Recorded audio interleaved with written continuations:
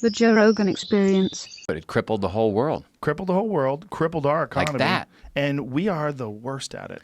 If you look at all the other countries, no one's done a worse job at dealing with this pandemic than us. You think I think it exposed our weaknesses. Sure. Right? Our health weaknesses, our financial weaknesses. It exposed a lot of our weaknesses, Little riff now, and right? Like, there's shit going on. Well, that's like a bunch of compounding factors, right? You have the George Floyd murder, and then you have the protests afterwards, which ignite, most likely, is one of the factors in the kick up of the virus again, the second wave of it. There's a lot going on, and then also people don't like to be told what to do here. So, like, fuck you, I'm going to go out. Fuck you, I'm going to spring break. Fuck you, I'm going to Florida. Fuck you, I'm not wearing a mask. We got a call. I took the approach of we could put on a safe event. The second that I get a state or a country that allows us to put on an event, we're back on. And we're going to put protocols in place because I believe, fight me on it if I don't know what your thoughts are, but I believe that you're more likely to get it like we're sitting right now as opposed to being outside. And I want people healthy and that's sweaty. Pretty much established. Right? You're more likely to get it inside. Sunlight kills it. And then the people have said, well, if sunlight kills it, then the protests, it wouldn't have spread in the protests. Like, not so fast. You're talking about 50,000 people packed on top of each other screaming. Right. The idea that the sunlight's going to kill all of it, it seems ridiculous. And it's also going to get into people, and they're going to bring it to their home, and it's going to get to them.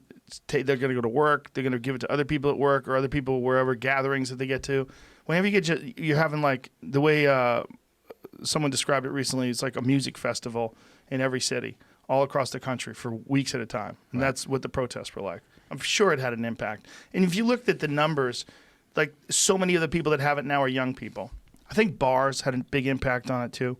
I think a lot of, drunk talk in bars, you're right on top of each other, you're indoors, you're drinking, your inhibitions are down, you're not thinking, you're not washing your hands, you're yelling, you're talking loud. Sloppy, yeah. So we get a call from Florida.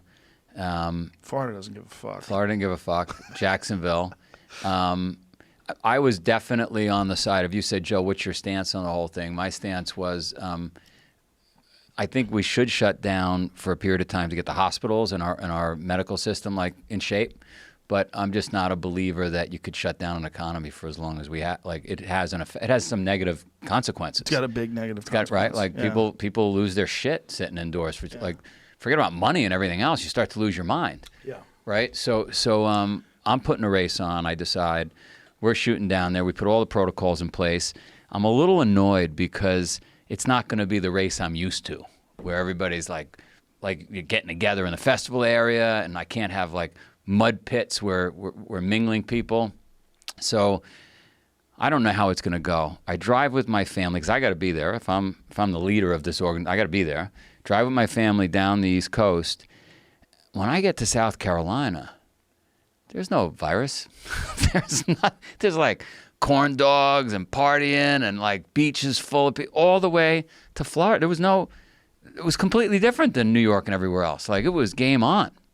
So it's not shocking that the virus is huge down there. Yes. The virus in Florida. They said Florida, if it was a country, would be the 4th highest rate of infection in the entire world. I got to tell you, and I'm not self-serving, we put on a good, safe event, really good event. And so far, knock on wood, no issues. But like, there was no protection, no protocol, nothing down in the States down there. Do you impose tests on the? We did tests. All of our employees, we tested with the swab that touches your brain with the swab. Unlike your rusty knife on my hand. Do you do temperature checks on the We did foreheads? temperature checks with everybody. We kept everybody distanced. I'm not just saying it because like my team went overboard. Right. It was annoying to me at how good they did it, and can't make money like that because I can't get enough people in the event I got to space them out. And how many people did you normally have at an event? Normally we'd have 8,000 at that event. Call it a couple of thousand. So I can't make those numbers work. But I thought it was important because there's 50,000 events around the world that are shut down. New York Marathon, Boston, go down the list. And if we could provide like a path to, hey, this could be done, it was important to do. But it's not. 50,000 events have been shut down. 50,000 around the world. Yeah. Is that crazy? We are the hardest hit industry because we're not like a restaurant where I could deliver food. Like, I'm dead. Right. I'm dead. I'm out of business, right? Right. I got to keep paying people, but Yeah. So How many events do you normally run a year? 325, 45 countries, 325 Wow. events, and I'm down. I'll be lucky if we have 20 this year. 20 from 325. So 305 down. Down. Oof. Tough year.